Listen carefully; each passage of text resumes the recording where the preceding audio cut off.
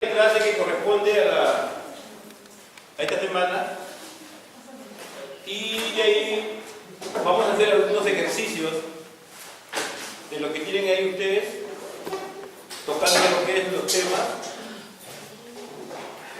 y ahí le voy a entregar su examen. ¿Ya? Voy a presentar los temas de clase, voy a desarrollar algunos ejercicios cubriendo los temas de clase, y ahí ya les entrego su examen. ¿Ya? ¿Se practican los ejercicios? Voy a hacer yo.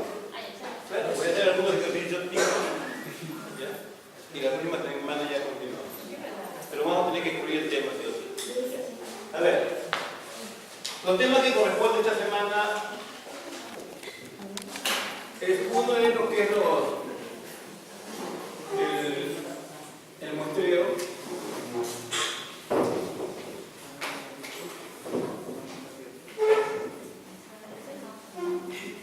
Después viene lo que son las distribuciones muestrales. Distribuciones muestrales.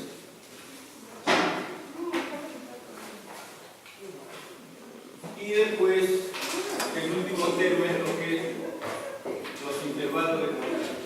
Intervalos de muestra.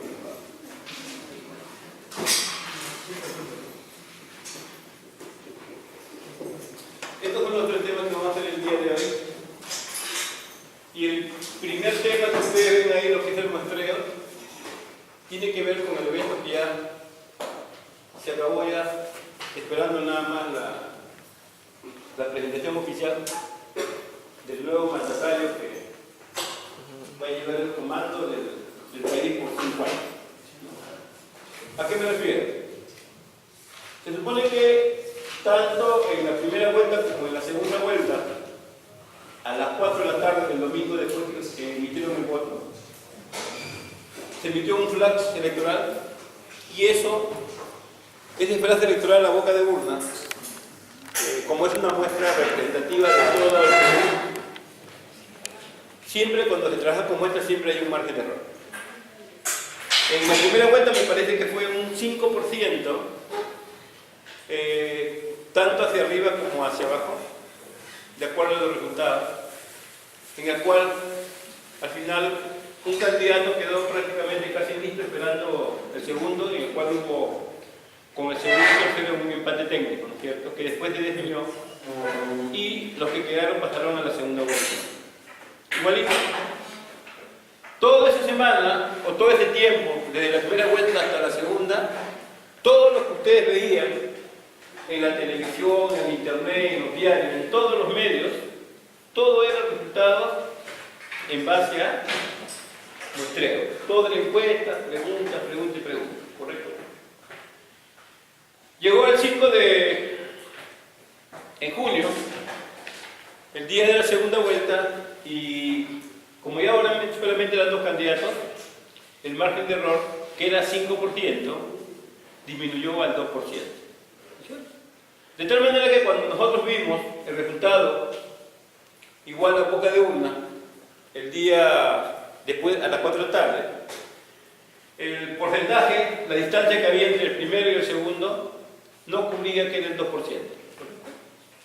Por eso que no se podía dar un resultado ganador a nadie, porque el margen de error era el 2% mínimo, que lamentablemente ninguno llegó. Pasó el tiempo, se esperó el conteo de las actas al 100%, y ya prácticamente se definió quién fue la persona. Que está esperando nada más que sea oficial con un documento del Jurado Nacional de Elecciones para ya prácticamente hacerse cargo del país. Entonces, todo eso que ustedes han visto, todo se hizo en base a la teoría del muestreo. Porque tener el resultado de toda la población a esa hora era imposible. La tecnología que en nuestro país tenemos en este momento para ese evento no nos da la posibilidad de conocer el resultado de una manera más rápida, ¿correcto? Entonces es por eso que se trabajó por el muestreo. Ustedes pudieron ver también que había resultados a nivel, por ejemplo, de regiones, departamentos, provincias, ¿cierto? Todo eso, como le digo, es un patrimonio. Y todo de manera aleatoria, por si acaso. Ya nosotros, prácticamente la teoría que hemos venido avanzando, ya sabemos qué cosa es un experimento, qué cosa es un experimento aleatorio, qué cosa es una probabilidad, ¿no es cierto? Todo eso ya conocemos.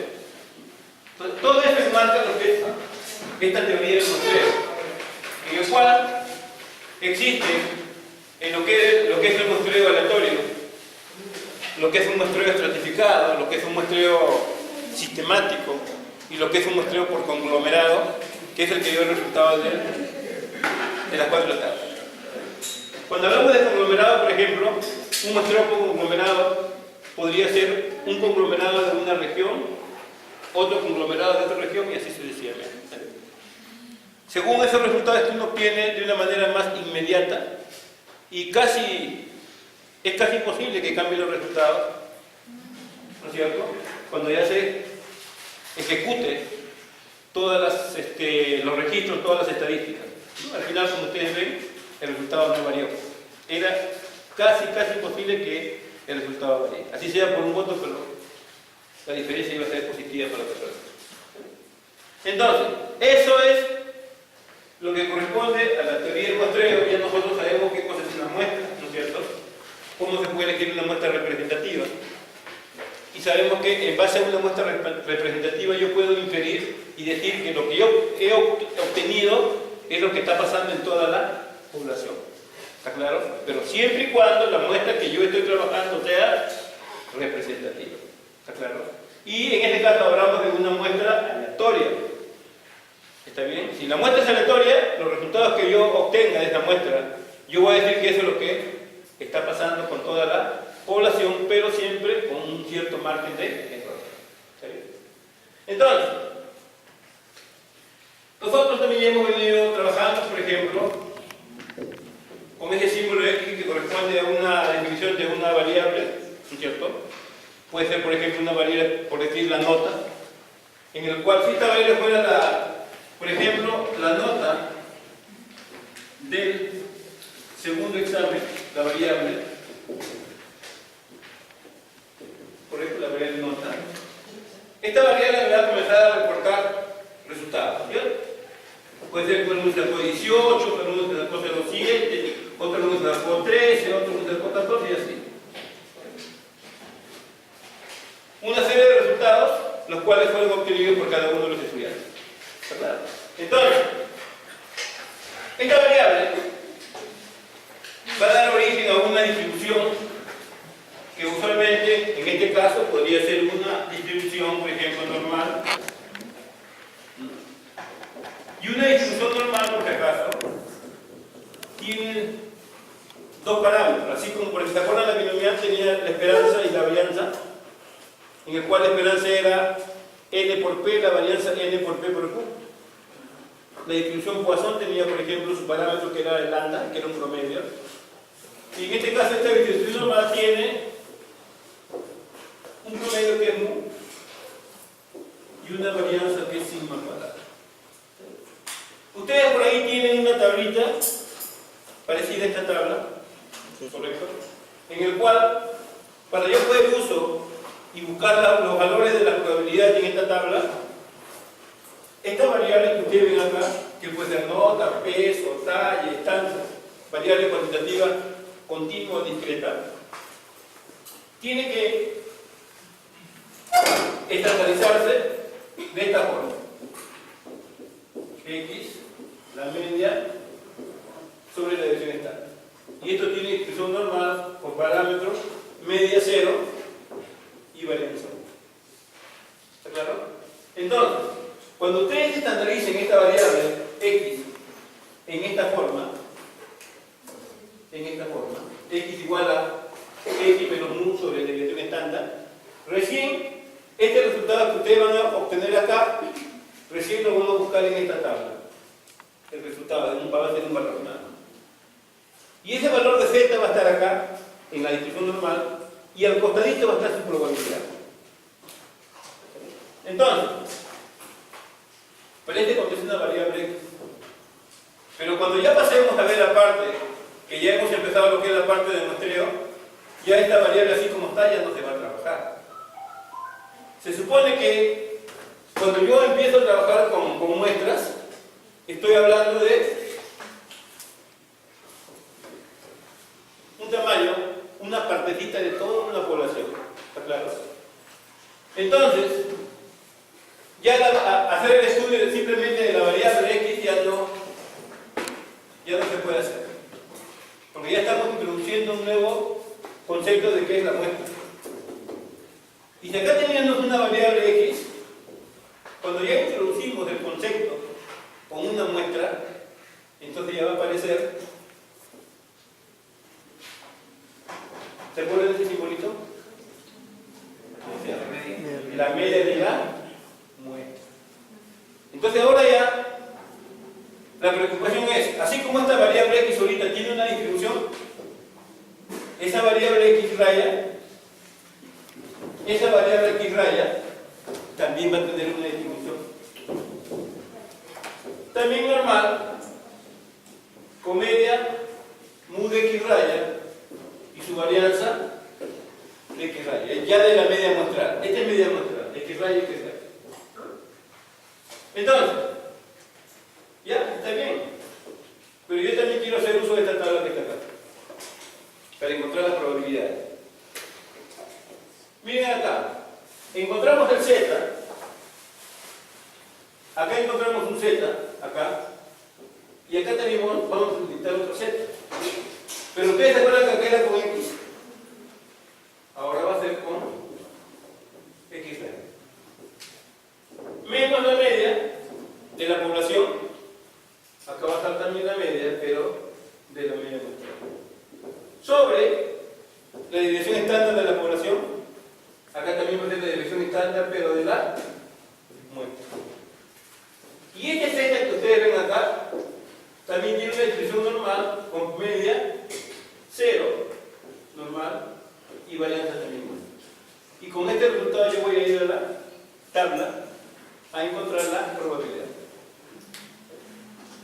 Entonces,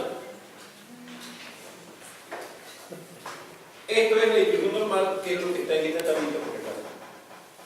Y tienen que pasar por un proceso de estandarizarlo para recién encontrar este resultado y ir a la tabla.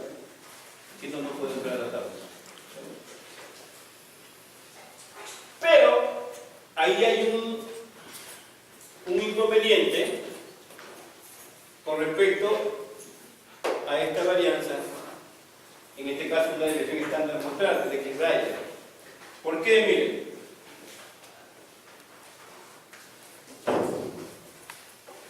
¿Por qué? Cuando yo trabajo con una muestra, le estoy poniendo grandes ejemplos, ¿ya? Cuando yo trabajo con una muestra, yo puedo conocer el tamaño de la población, el N mayúscula. Cuando yo conozco, sí, N de toda la población, el tamaño, es conocido,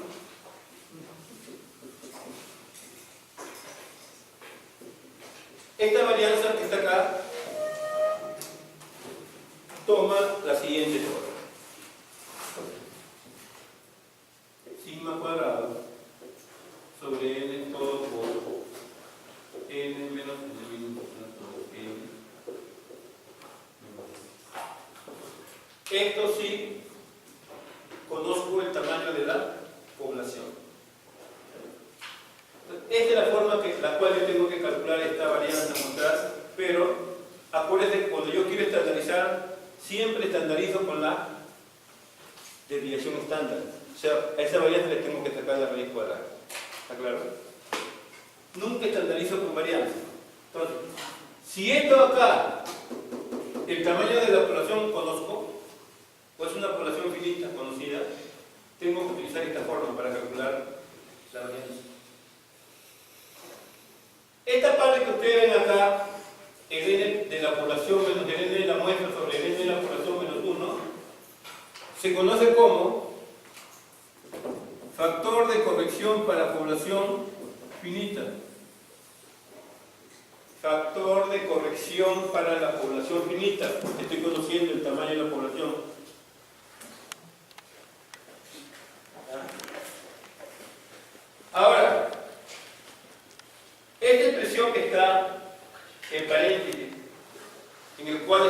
ejercicio que lleva por nombre el factor de corrección para la población finita, eso yo lo puedo obviar al momento que calculo la varianza, pero siempre y cuando,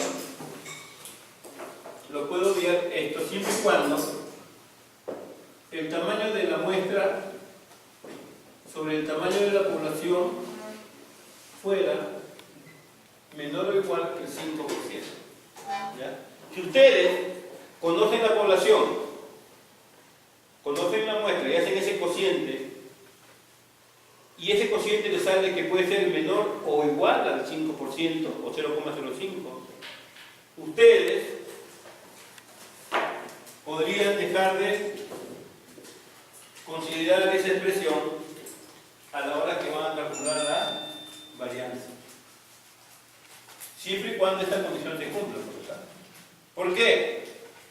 Porque si ustedes reemplazan los valores en esta expresión que está acá se va a aproximar a la unidad.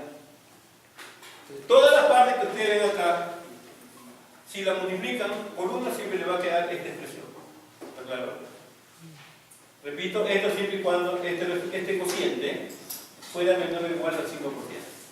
Si es mayor, sí tienen que considerar esta expresión a la hora que van a calcular la varianza cuando la población es conocida. ¿Claro? Ahora, si el n fuera desconocido, si n no se conoce,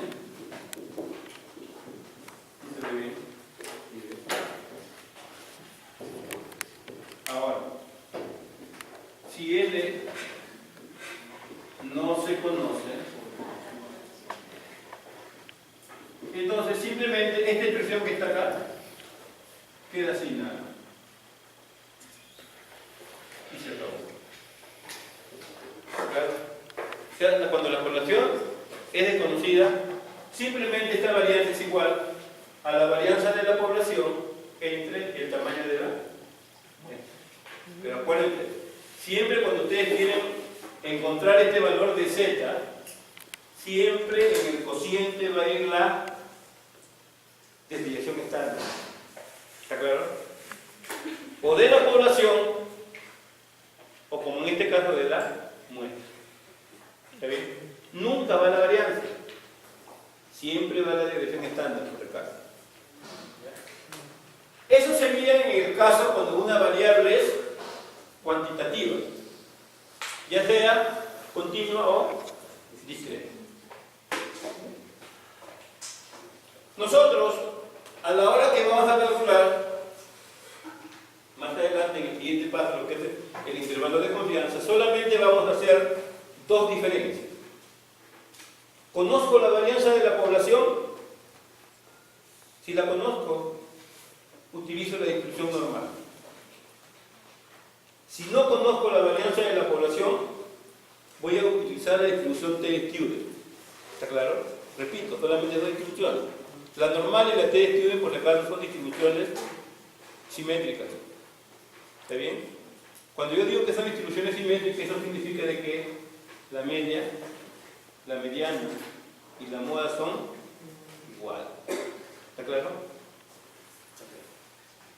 Vamos a ver ahora hacer el mismo proceso cuando tenemos una variable ya no cuantitativa, sino una variable de proporción. Una variable tipo binomial. ¿Se acuerdan de la distribución binomial? Éxito, fracaso, verdadero, falso, sí o no. Va a haber ejemplos, casos en el cual ustedes van a tener que requerir utilizar esa distribución de proporción. ¿Ya? Por si acaso, toda esta teoría que estoy escribiendo yo en la pizarra está en las copias que yo les he alcanzado. En esas copias que yo les he alcanzado, que por ahí la deben tener, todo lo que yo estoy hablando, pero de manera resumida, está acá. ¿Está bien? Todo lo tienen ustedes. Yo simplemente estoy sacando un extracto, presentándolo de una manera de lo que está acá. Toda esta teoría está acá. Entonces, la idea es que ustedes la clase, mínimo su clase en una miradita, por lo menos en el carro antes de venir acá, para que sepan qué cosa hay ahí. ¿Ya? Entonces yo estoy hablando para que No vean como si estuviera hablando en otro idioma. ¿Está bien? Todo lo que yo hablo está ahí. Entonces yo con bastante anticipación le estoy dando las clases para que ustedes sepan el día de la clase qué cosas estoy hablando yo. Porque veo que están me miran medio raro. El profesor tantos años que trabajé en el hospital ya está allá. Yo me he mejorado porque cada vez estaba más. Ya, entonces vamos a hacer ahora lo mismo, pero ya no con una media muestral, sino con... ¿Se acuerdan este P? Probabilidad de éxito. ¿Está claro? Cuando uno está analizando una variable, por ejemplo, supongamos, una persona va a tomarse una prueba en un laboratorio, en una institución ya sea privada, de Estado o de salud. Ya, sospecho que tengo, por ejemplo, alguna enfermedad. La respuesta va a ser, si la tengo o no la tengo, positivo o negativo, ¿no es cierto? Entonces, va a ser éxito cuando la característica se cumple, ¿correcto? En el cual estamos asignando 1. Y va a ser no éxito o fracaso cuando la característica no se cumple. ¿Ya? Entonces, como estamos hablando de que no conocemos la población, entonces vamos a hablar de un P estimado. ¿Ya? Entonces, supuestamente de esta población, como es imposible conocerla porque es una población grande, voy a estimar lo que puede estar pasando. Ese X raya que ustedes vieron antes, y en este caso un P estimado que están viendo, eso es lo que usualmente se conoce como estimación puntual. ¿Está bien? Estimación puntual. Entonces, como vamos a trabajar con muestras grandes, porque si trabajaran con muestras chiquitas tendrían que estar trabajando con la distribución binomial, pero en este caso no. Este P estimado también tiene una distribución normal con la media y esta variable. La media de una estimación puntual usualmente siempre va a ser el valor de P poblacional, pero en proporciones por el caso. ¿Se acuerdan en el caso anterior que hablamos del tamaño de la población conocida o desconocida? Igualito va a pasar acá. Esta varianza de la población, esta varianza poblacional, pero en este caso estamos tratando de la estimación puntual. Si n fuera conocido, o sea, el tamaño de la población, entonces esta varianza va a ser igual a P por Q sobre n por n menos n muestral n menos Q. Q cosa es 1 menos P, ¿correcto? Es el complemento. Igual acá como en el caso anterior, ¿se acuerdan? Esto yo lo puedo obviar. Siempre y cuando se cumpla qué cosa. Que el cociente de la muestra entre el tamaño de la población sea menor o igual al 5%. En esa situación yo puedo obviar esto y solamente me quedaría con esta parte. ¿Está claro? Ahora el otro. Si n fuera desconocido,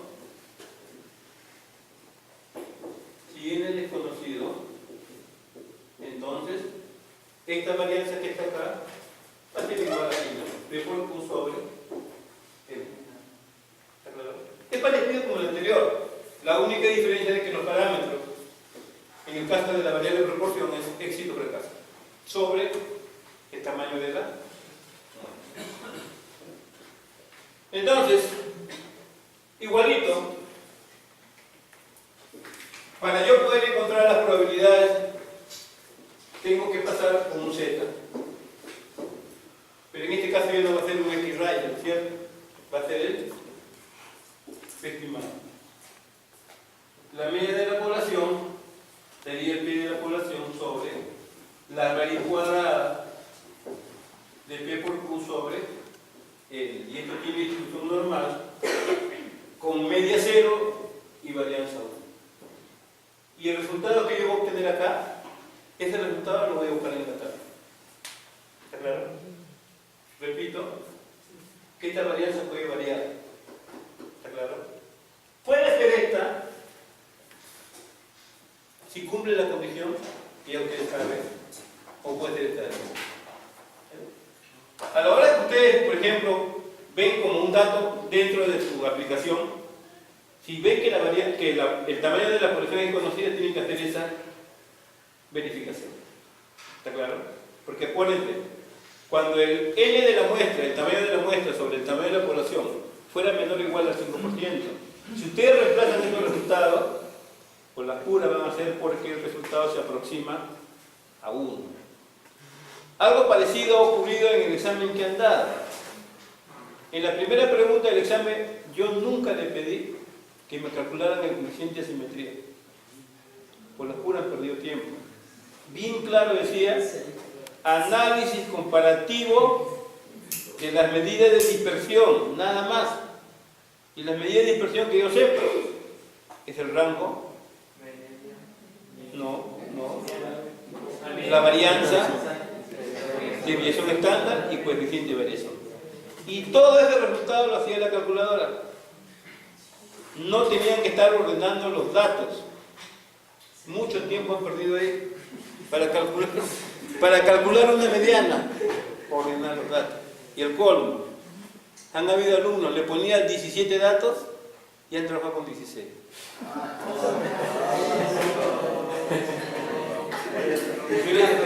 Hagan solamente lo que les pide. Había una variable aleatoria.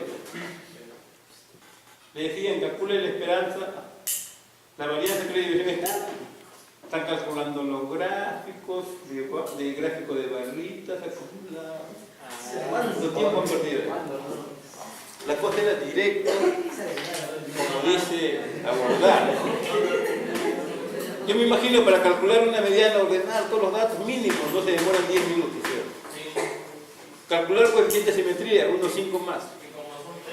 Como ustedes, la idea era que ustedes ahorren tiempo, un calculador. Pero bueno, ustedes siempre están acostumbrados a hacer más de lo que se les pide. Bueno, pero bueno, ya. Entonces, eso es lo que corresponde a la teoría de lo que es distribuciones muestrales. Todo el estudio está en función ya a muestras. La media muestral y la proporción muestral. ¿Está bien? Eso es distribución muestral por acá. Vamos a ver el siguiente tema y después voy a ver la parte de lo que ya son aplicaciones. Y van a ver que no es nada difícil. Lo más interesante es cuando ustedes lo aplican. Si eso lo borran porque ya tienen las fotos. Ya.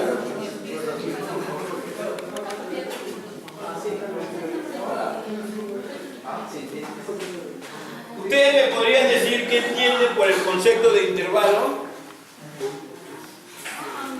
Es algo que hemos hecho, ¿no? ¿Qué entienden ustedes por un concepto de intervalo? Dentro de la parte estadística, por acá. A ver.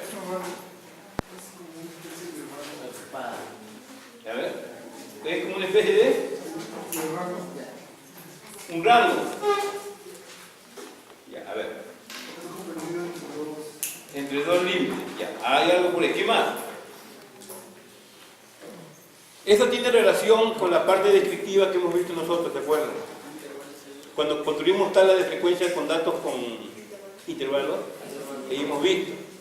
Yo le estoy preguntando cómo entiende un intervalo. Simplemente era, a ver, un rango en el cual había dos límites, ¿correcto? En el cual dentro de ellos podrían caer una serie de valores. Okay. Si yo ahora sigo escribiendo la palabra aleatorio,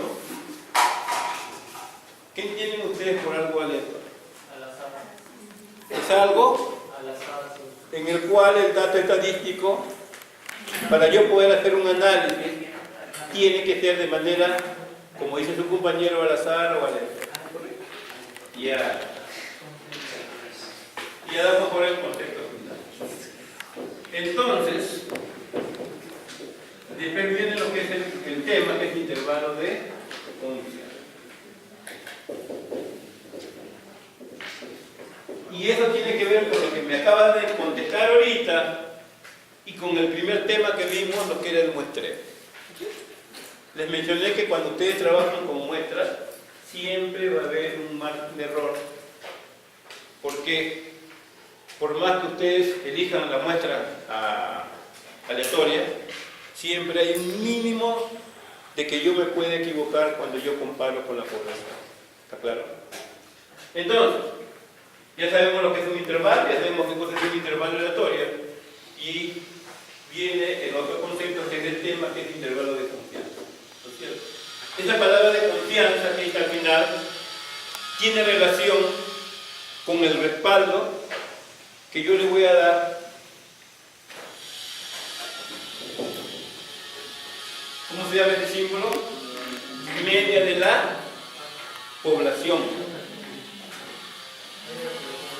Este símbolo es la proporción de una población, ¿no es cierto? Entonces, como yo no conozco ya la media de toda una población o la proporción de una población, es que yo me veo obligado a encontrar unos límites en base a la teoría del muestreo y a la parte que hemos visto, la parte aleatoria, de construir un intervalo de confianza, ¿no es cierto?, en donde va a estar la media de toda la población cuando es cuantitativa, o la proporción de una población cuando la variable es cualitativa.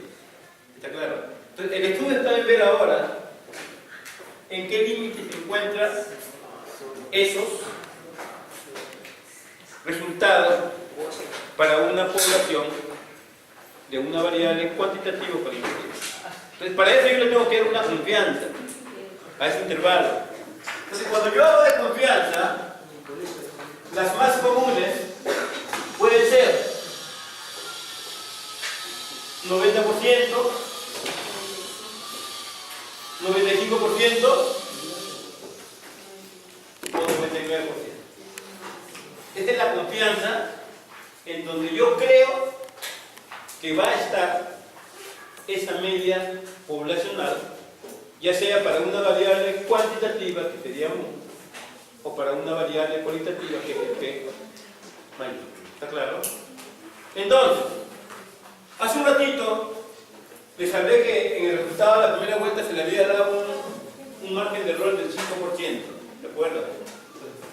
Tiene que ver con este resultado. Si se hubiera llegado a un intervalo en el cual hubiera estado el resultado de la población y se le da un 5% de margen de error, eso significa que ese intervalo que tiene que encontrar va a tener una confianza del 95%. Si yo quisiera tener un resultado mínimo de error, por ejemplo, en este caso, para la segunda vuelta te dio una confianza del 98%. ¿No es cierto? El margen de error a equivocarse era solamente el 2% hacia arriba o hacia abajo. ¿Y no se dio? Porque la diferencia era 1 punto y tanto. El resultado a las 4 de la tarde a boca de oro. ¿Está claro? Por eso no se puede decir quién era el posible candidato. ¿Está bien? Se tuvo que esperar hasta hace poquito y recién ya se pudo decir sí, la persona fue tal. Pero todo eso fue en base a la estadística de la teoría del muestreo. ¿Está claro? Entonces, usualmente la confianza que se le dan a los intervalos, ya sea para una variable cuantitativa o cualitativa, usualmente casi siempre el 95%. Salvo el caso de que el estudio o trabajo de investigación que ustedes estén haciendo sea un trabajo muy importante, entonces el error tiene que ser mínimo. En este caso, se debe considerar el 99%. Un margen de error simplemente del 1%. ¿Está claro? Entonces, aclarando esos conceptos básicos, un intervalo de confianza sería este, por ejemplo. Un Z, sigma de X raya, que demostrar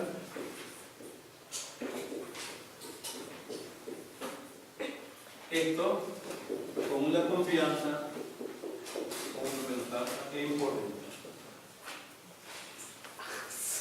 Usualmente yo estoy colocando el Z sub 0 acá, un Z sub 0. Si ustedes observan la simbología que ven en este intervalo de confianza, si lo comenzamos a identificar y le damos un nombre que le corresponde, esta es una media muestral, que usualmente esas calculadoras que ustedes tienen por ahí lo hacen. Sabiendo que lo hacen. Ahora lo vamos a realizar.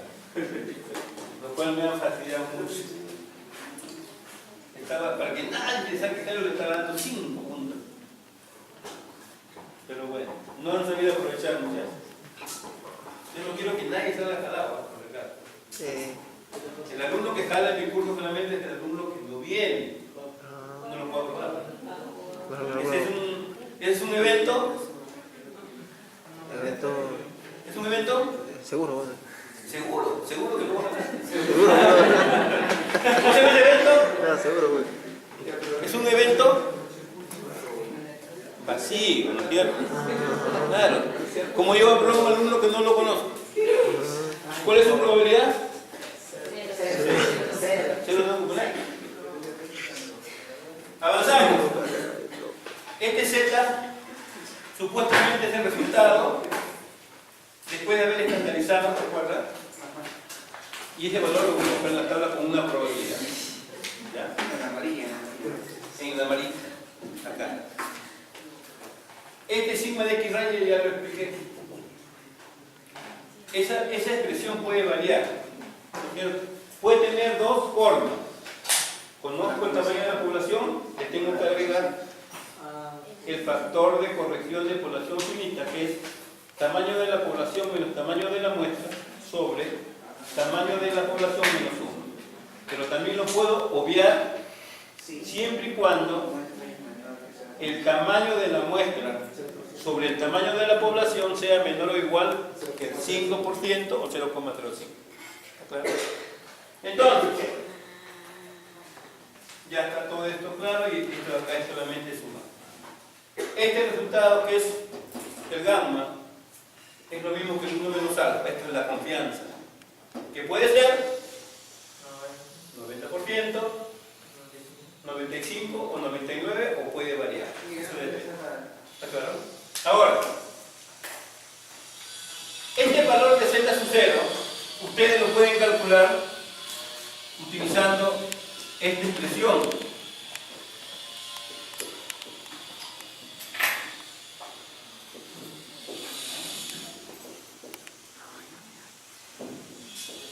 Uno más bajo entre 2. Acuérdense que para que ustedes puedan trabajar en la normal necesitan una probabilidad para poder ingresar. Si no, no pueden. Por ejemplo, si ustedes estuvieran trabajando con una probabilidad del 90% o 0,90, a la hora que reemplazan acá sería 1 más 0,90 entre 2. ¿Cuánto le da? A ver. 0,95. Muy bien. Ese resultado de 0,95 en la tabla que ustedes tienen no va a estar. Pero ese resultado va a estar entre dos valores. Entre 0,95 y algo más, y el anterior 0,949 y tal. ¿Está bien? Entonces, supongamos que fuera en este caso 0,90. ¿Está bien? Entonces acá sería 1 más alfa, 0,90 entre 2. Y eso le da 0,96. Esta probabilidad, con esta probabilidad es que ustedes van a entrar a esa tabla. Y ahí van a encontrar el valor de Z sub 0. ¿Ya?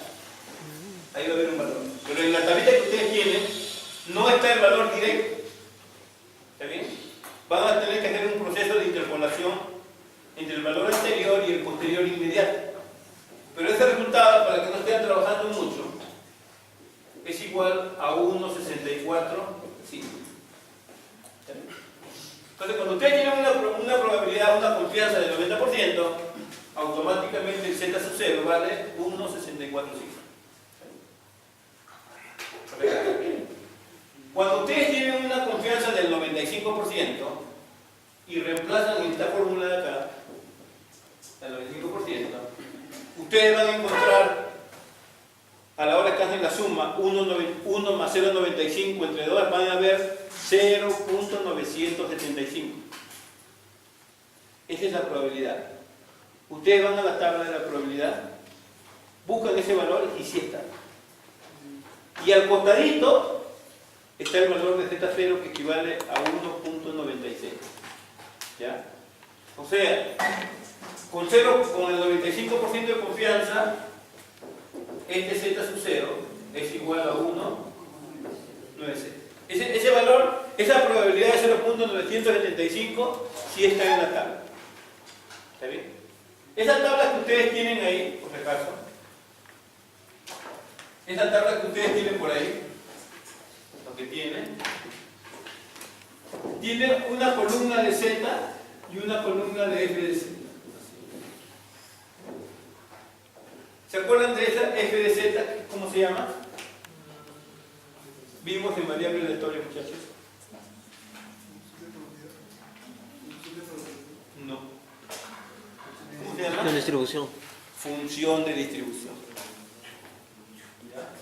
Y esto que está acá, miren, ¿ah? Es lo mismo que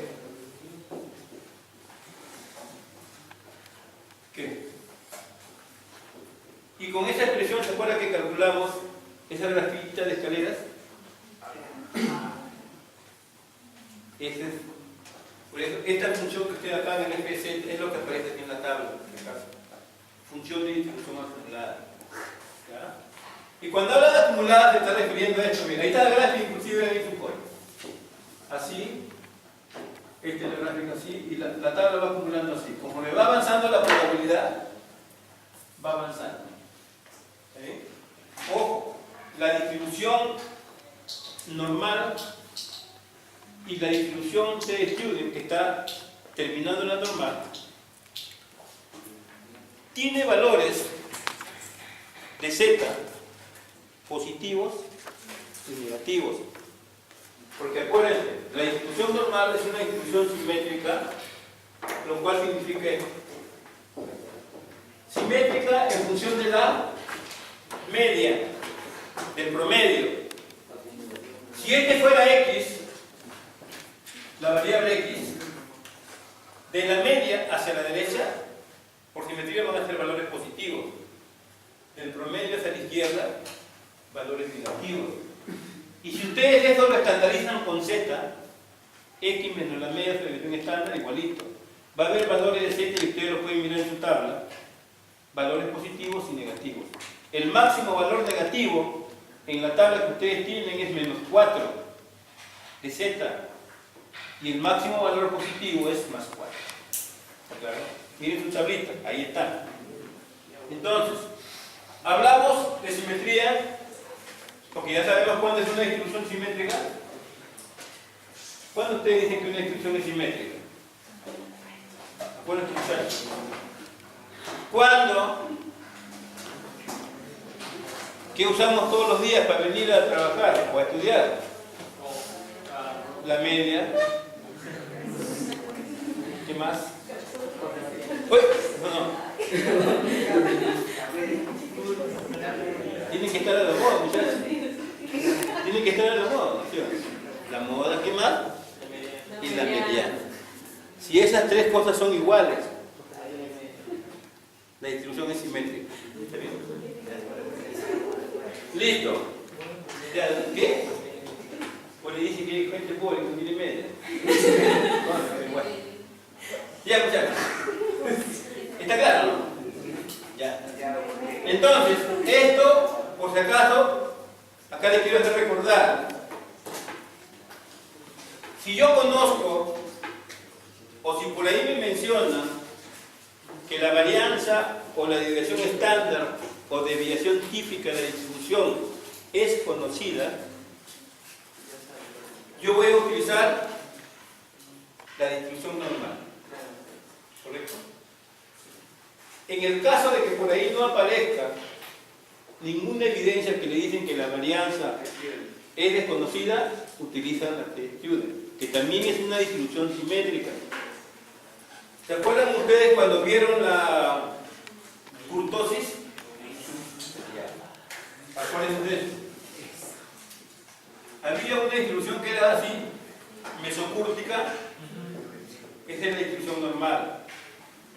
Había una distribución más chiquita que era, a ver, y había unas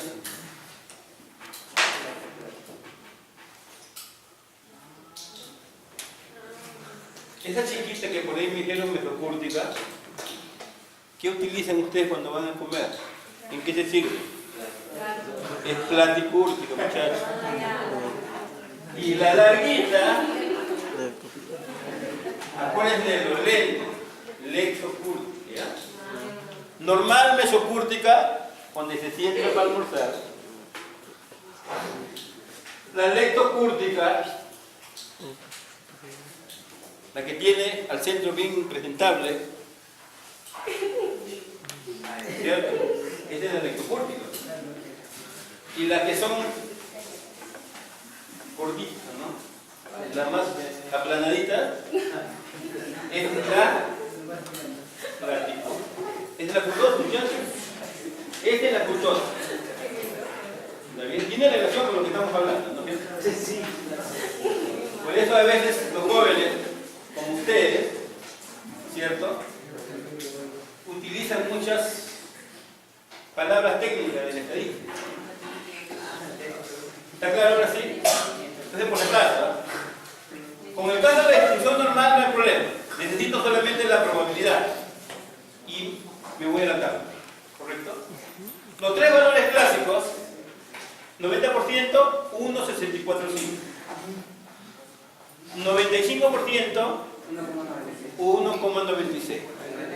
Y para el 99%, 2,576.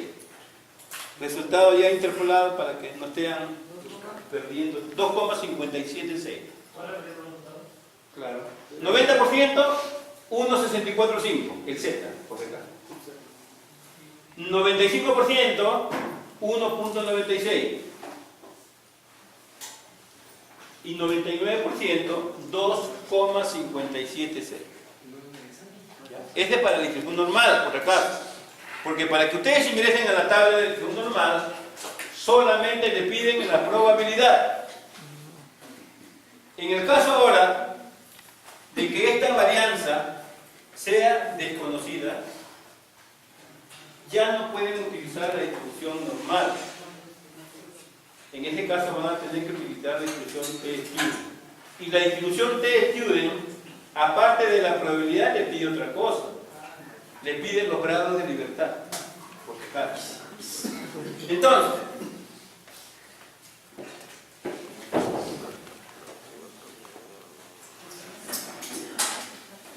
si fuera el caso de que esta desviación típica o desviación estándar o varianza desconocida,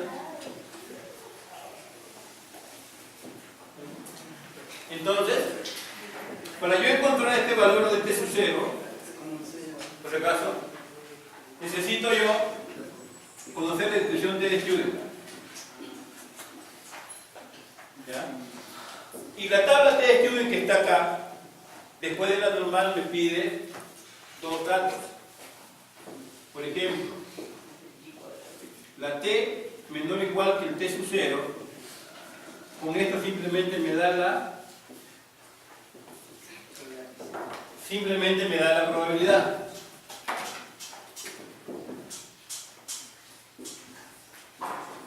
Hasta ahí ya conozco la probabilidad. Pero este t sub 0, por caso, le pide, aparte de la probabilidad, le pide los grados de libertad.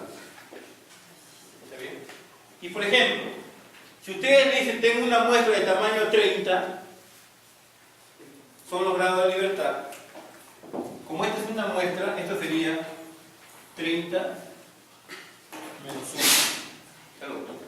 Siempre los grados de libertad que ustedes van a tener que hacer su tamaño de muestra, para que ustedes entren en esta tablita, le van a quitar una unidad, ¿está claro? O unos cubitos de elemento. Por eso que en los libros, esto que dice grado de libertad aparece como n menos 1. Porque la tabla no existe. Ustedes ven la tabla de la Student y tienen una columna, la letra n, y al costadito aparece, en la primera fila, aparecen las probabilidades. Esas dos cosas. Y ahí sí ya no le puedo decir qué valor toma para... Las probabilidades prácticamente van a ser las mismas, ¿cierto? Si le dan el 95%, la probabilidad va a ser el 0.975, pero esa es la probabilidad que está en la primera fila de la tabla. Pero aparte les piden los grados de libertad, que lo van a cruzar. Ustedes no, la tabla. Así tiene la tabla, mira. Esta es la tabla. Acá están los grados de libertad y acá están las probabilidades. Entonces, si ustedes dicen, por ejemplo, encuentra el valor con una confianza del 95%, entonces por acá va a haber 0.975. ¿De qué tamaño? 10. Okay. 1, 2, por acá está 10 menos 1, 9. Entonces, en esa intersección va a haber un valor. Y ese es el valor que ustedes necesitan. Pero acuérdense, la probabilidad que le dé esa formulita que está ahí y los grados de libertad del tamaño que tienen menos 1. Y después, en la fórmula que hemos visto de los intervalos ahorita para cuantitativa, lo único que va a variar es que en lugar del z sub 0 va a ir ahí el valor de t sub 0. El t sub 0. Eso es cuando la varianza o desviación típica es desconocida. Y para eso le van a dar, en algunos casos, valores que ustedes lo van a calcular con la máquina que ustedes tienen por ahí o con las lacto, ¿está claro? Y la máquina le da la media aritmética mostrar, le da la desviación estándar, ¿no es cierto? Le da todo, como dice el cantante, ¿no? Todo le da la mano. Bueno. Entonces, ese es en el caso de un intervalo de confianza para una variable cuantitativa. ¿Está claro? ¿Y cuál sería ahora la forma de poder hacer lo mismo pero para una variable cualitativa? ¿Cuál sería el intervalo? Vuelvo a repetir que toda esta teoría que estoy haciendo está en sus copias, ¿verdad? Por lo tanto, en este caso el intervalo es este. Acá sí, por acaso, siempre va a ser el Z0. Porque las muestras que vamos a trabajar son muestras grandes. Ustedes saben que estadísticamente una muestra se considera grande cuando es mayor que 30 datos. ¿Está claro? Igual acá, el P estimado, menor o igual, ya va a ser el P poblacional, P estimado, más Z0, sigma de Z. Y esto con una confianza de un gamma que varía, ya saben, 90, 95, 99 o cualquier otro valor en este intervalo. Menos tampoco no se puede trabajar porque supuestamente si estamos hablando de un intervalo de confianza que le consideremos el 50%, no tiene sentido que hagamos eso. Porque siempre nosotros lo que queremos es encontrar un intervalo lo más próximo donde podría estar la media verdadera o la proporción verdadera. No hablamos del 100% porque eso significa que estaríamos trabajando con toda la población. ¿Claro? Calcular el Z0 ya no hay problema, ¿correcto? Inclusive ustedes ya saben los valores. 1.64.5, 1.96 y 2.576. Son los tres valores claves. Y en esos valores vamos a variar nada más. Este sigma de P estimado, ¿se acuerdan? Tenía dos variaciones, ¿correcto? A ver. varianza. Podría ser así.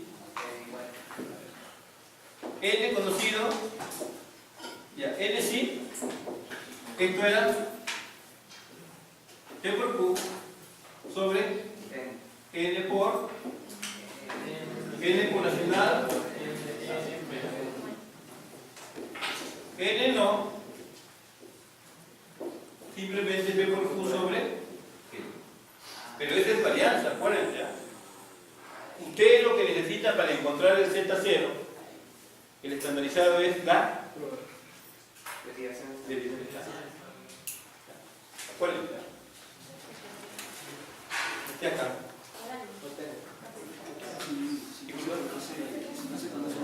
Si no conoce el tamaño de la población, esta sería la varianza. P por Q entre N. Pero para acá ustedes necesitan sacar la raíz cuadrada. Esto que está acá es varianza, acuérdense. Pero ustedes necesitan raíz cuadrada. ¿Ya? La raíz cuadrada, la desviación típica. O desviación estándar. ¿Ya? Entonces, como ustedes pueden ver, toda la simbología que está dentro de esos intervalos, que usualmente siempre ha sido el problema, tantos símbolos, dicen, ya ustedes saben cómo manejar. Acuérdense que en una cuantitativa había un X raya, la media de una muestra es la proporción. Y una proporción se obtiene, ya saben, siempre seleccionando una muestra aleatoria, aplicar la condición, y todos los que cumplen la condición que dicen sí, toma un valor 1. Y los que dicen no, un valor 0. Al final, en el numerador siempre va a estar la sumatoria de todos los que respondieron 1, que es la característica del análisis. ¿Está claro? Eso es lo que significa. Eso es, en resumen, todo lo que ustedes tienen en esas clases, que todo lo deben tener, que es esto. Este es en resumen todo lo que tenemos. Nada más. Inclusive aquí hay más, acá hay prueba de hipótesis que es tema en la siguiente clase. ¿Ya? En el transcurso de la semana les paso delegada la última clase del curso. ¿Ya? ¿Listo, doctor? Ahorita. Hacemos el primer ejercicio, el número 1. Identificamos la variable que estamos analizando, y en este caso la variable es una variable cuantitativa, la cual corresponde, dice, la edad de las madres en los nacimientos en el Perú en el año 1995. ¿Está bien? ¿Cómo se puede obtener ese dato? Ustedes se van a la maternidad de Lima, del instituto, ¿no es cierto? Se van a la sala de parto, primer nacimiento, y le preguntas, y preguntarle, ve historia clínica y tal edad del paciente. Y ese dato es lo que corresponde a la variable que están estudiando. ¿Está bien? De esa manera se ha obtenido todos esos datos, pero es del año 95. Por ahí, tiene una distribución normal con media. Esta es la variable, ¿correcto? ¿Qué es la edad? La edad de los nacimientos.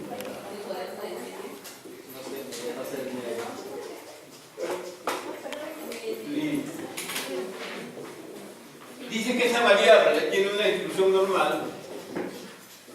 Ya está. Con media 26,5 años. Y una desviación estándar de 6,3 años.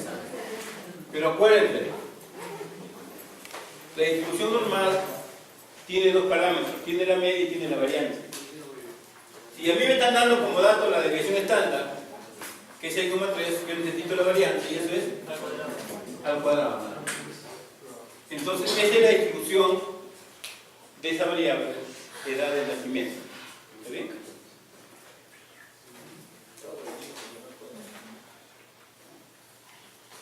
Y ahí en la parte A nos dice, describa la distribución de la edad de la madre. Esa es la parte A. Esa es la distribución.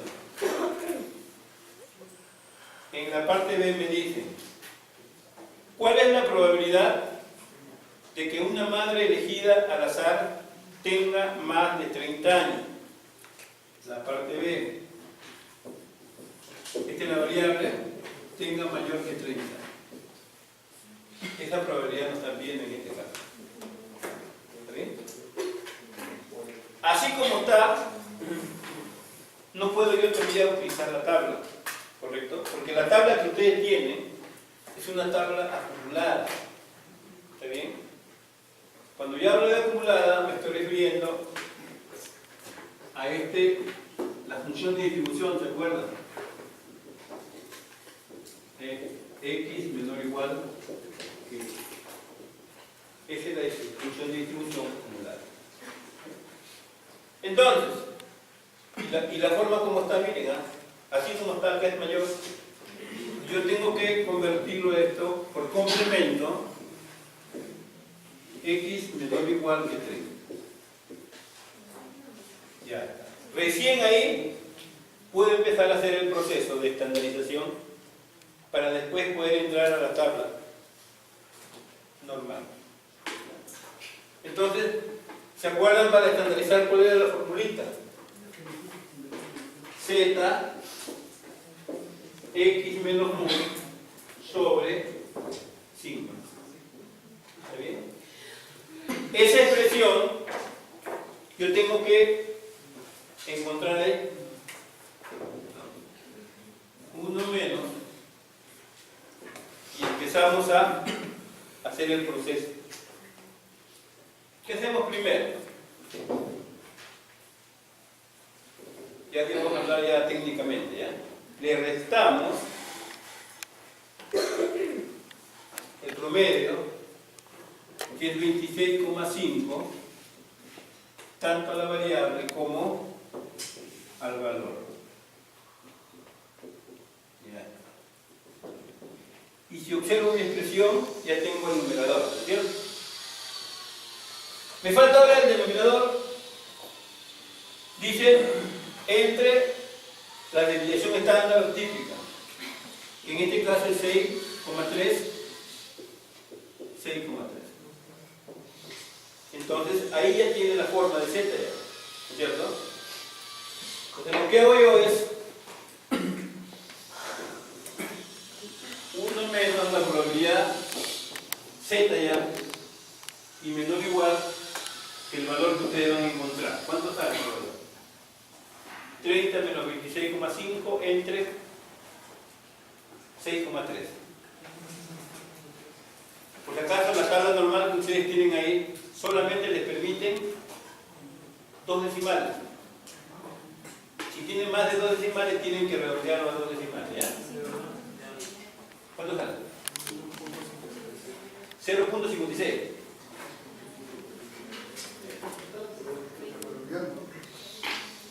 Dos decimales 0.56. Ya está. Entonces,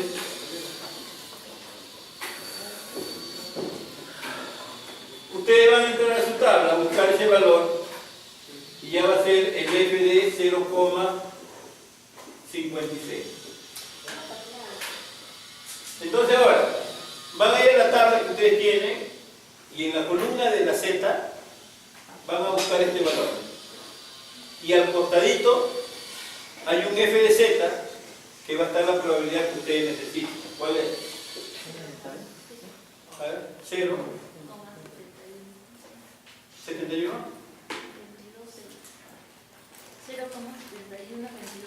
71, 22, 6. Y haciendo la resta van a encontrar la probabilidad que ustedes necesitan. ¿Ya?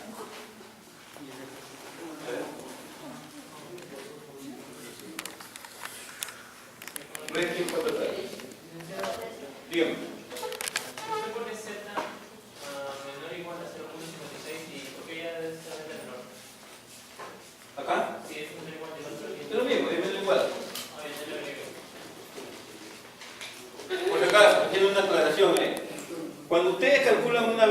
una probabilidad de una variable cuantitativa, poner menor o menor igual es lo mismo. O poner mayor o mayor igual es lo mismo. Porque acuérdense que en una variable cuantitativa, dentro de dos valores consecutivos pueden haber n valores más. No es como el caso de una distribución discreta, ¿está claro? Entonces por eso no hay problema. Se puede poner mayor, se puede poner mayor igual o menor igual. A ver, ¿cuánto sale la probabilidad que necesitamos? Si yo esto lo quisiera ver de una manera gráfica, utilizando ya la forma de distribución normal,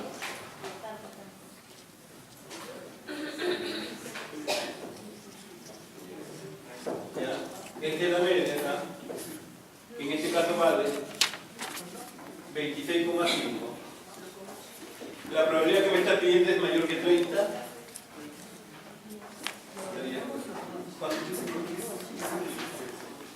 Esta que está marcada con negrito, esa sería la probabilidad de x mayor que 30. Que si ustedes observan, del promedio hacia la derecha hay un 50% y del promedio a la izquierda es un 50%. ¿Está claro? Entonces ustedes van a observar en este caso de que la probabilidad va a ser positiva.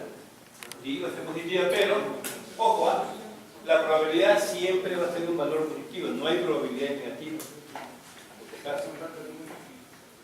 Valores de z, sí hay positivos y negativos porque la distribución normal es simétrica. Claro. Inclusive valores de x también hay valores positivos o negativos, especialmente en el campo de la economía, ¿no es cierto? Ya, entonces miren, la probabilidad que ustedes van a encontrar acá supuestamente va a ser menor que 0,5, ¿cierto? ¿Cuánto sale? A ver. 1 menos este valor, que es la probabilidad que hay que encontrar, ¿le va a ser cuánto? 0, 28,78. Entonces esta probabilidad es igual, si queremos ver el porcentaje, sería el 28,78%. O sea, la probabilidad de elegir una madre con una edad de nacimiento mayor a 30 años es igual al 28,78%.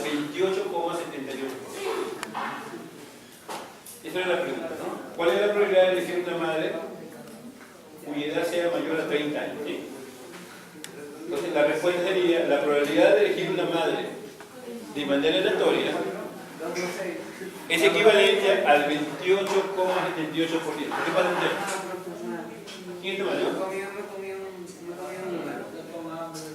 0,28674.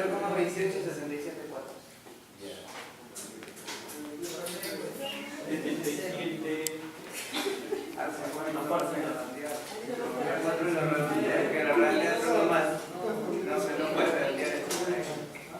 Entonces, esa es la manera de que ustedes estarían realizando el procedimiento para calcular una probabilidad. Al final, claro, lo multiplica por 100 y tiene porcentaje. Si a ti te preguntan, por ejemplo, vamos a suponer que tú estás en estos momentos de asesor de quién te ponemos, del ministro de salud, pongamos, y dice, a ver joven, sé que la edad de nacimiento en estos últimos 5 años, sé que ha disminuido ya 13, 14 años, veo que están saliendo damas embarazadas. Entonces tú le calculas la probabilidad y dices, ya, la probabilidad es de 0.2877.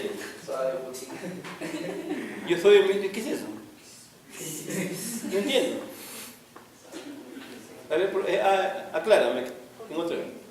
Si tú me dices ya, disculpe, es del 28,77%. Cuando me hablas de porcentaje, la cosa ya varía y todo te entiende. Pero si te hablas de probabilidad, ¿qué significa ese 0,28 de probabilidad? ¿Ya? Entonces, siempre las probabilidades, cuando tú quieres dar una interpretación, siempre lo tienes que dar en porcentaje. Y ojo, cuando ustedes quieren hacer un trabajo de investigación y están haciendo un trabajo similar, en el cual podría estar haciendo de repente algún lugar acá en el Perú o en el extranjero, la única forma de que ustedes pueden compararse son de manera porcentual, en cantidades absolutas no pueden compararse porque las poblaciones varían de un lugar a otro lugar, varía. Por ejemplo, si yo quisiera solamente comparar los 3 hospitales de salud mental acá en Lima, que es el Alcorrera, es el Instituto de Salud Mental que está en el Rima, en el Uchi y en el estamos ahorita, el Emilio Barizán, y yo digo, el porcentaje.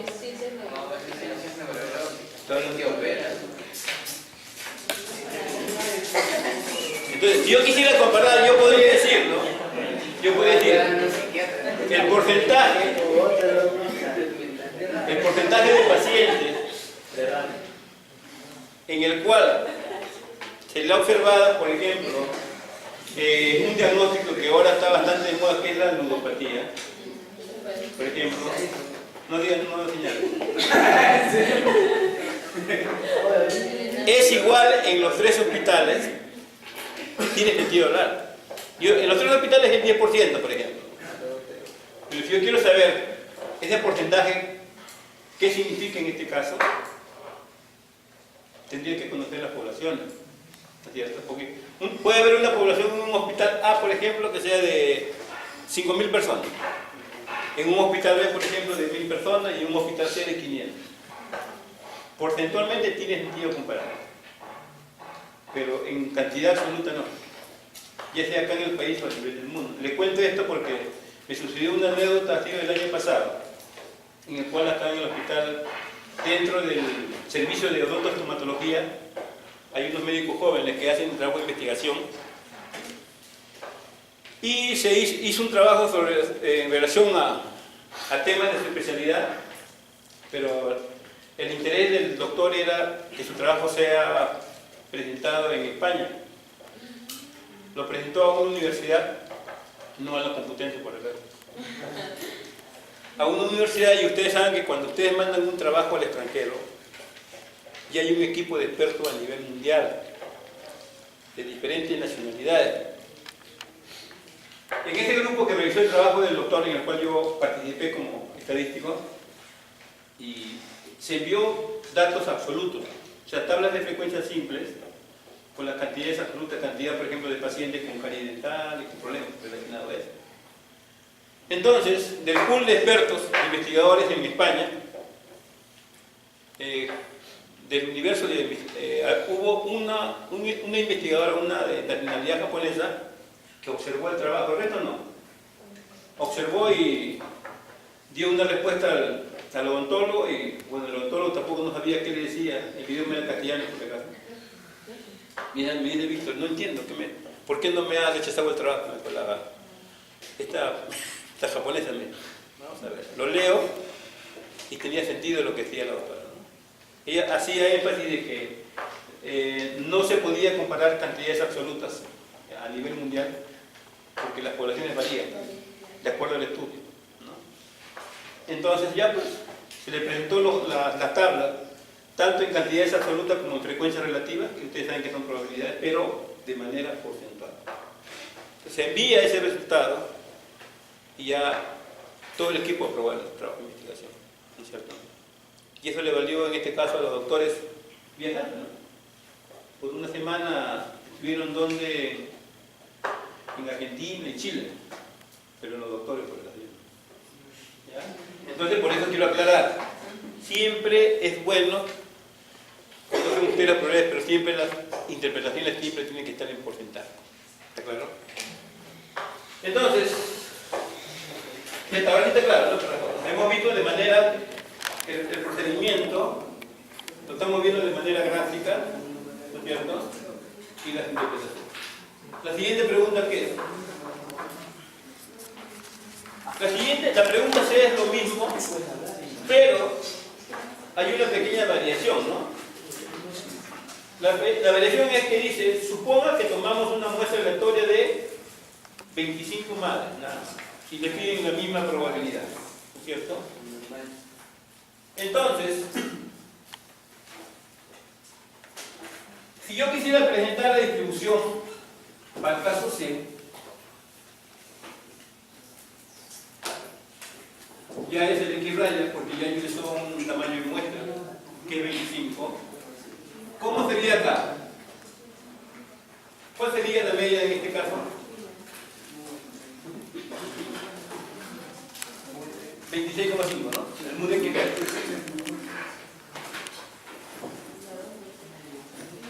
¿Y cuál sería la varianza? ¿Cómo es la varianza en una media muestral? Ojo, la población es desconocida. ¿Cómo es? Sigma cuadrado sobre n. ¿Está claro? Varianza. Sigma cuadrado para nuestro caso es 6,3 al cuadrado sobre 25. Estamos haciendo la parte C. No nos pide, por si acaso, la distribución de la media muestral, pero le estoy mencionando para que ustedes sepan. Y nos piden ahora la misma probabilidad, ¿no es cierto? Pero ya no de X, sino de X raya. X raya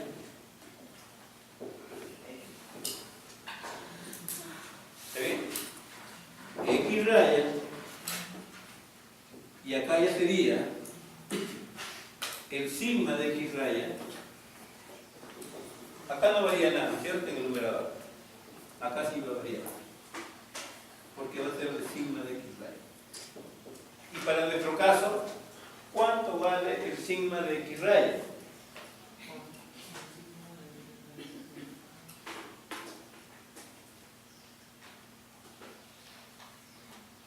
¿Cuánto valdría? ¿O cómo lo van a calcular el sigma de X raya? Acuérdense que es sigma cuadrado sobre n. Pero lo que ustedes necesitan no es la varianza, sino la división estándar. Que sería la raíz cuadrada de sigma, que ya está ahí, que es 6,3, sobre la raíz cuadrada de la muestra. Raíz cuadrada de 25. ¿Está claro? Estamos acá, muchachos. Esto que está acá, esto es el sigma cuadrado de X raya. Pero yo no necesito el sigma cuadrado. ¿Correcto? Yo necesito el sigma, que es la raíz cuadrada ¿de quién? Si quiero le pongo 6,3 al cuadrado sobre 25. Varianza sobre el tamaño de la muestra, pero en raíz cuadrada. Que es lo mismo que 6,3 entre 5, ¿no? ¿Cuánto? 7,94. Bueno, ya. ¿Qué pasa, Juan? Ya sé por qué no está preocupado. Ya sé por qué se te equivocaron. Ya sé por qué. Su preocupación del alumno, ¿saben cuál es? No se va a molestar al alumno, le digo, ¿no? Es que el día de mañana es un día muy especial y no tiene regalos, pero para el papá. Su nota, ¿no? Le va a malograr el día al papá. Ya, muchachos, ¿cuánto sale? ¿Cuánto sale? 3. Este resultado ustedes lo van a colocar en el denominador y van a encontrar un valor de z, el cual van a buscarlo en la tabla normal.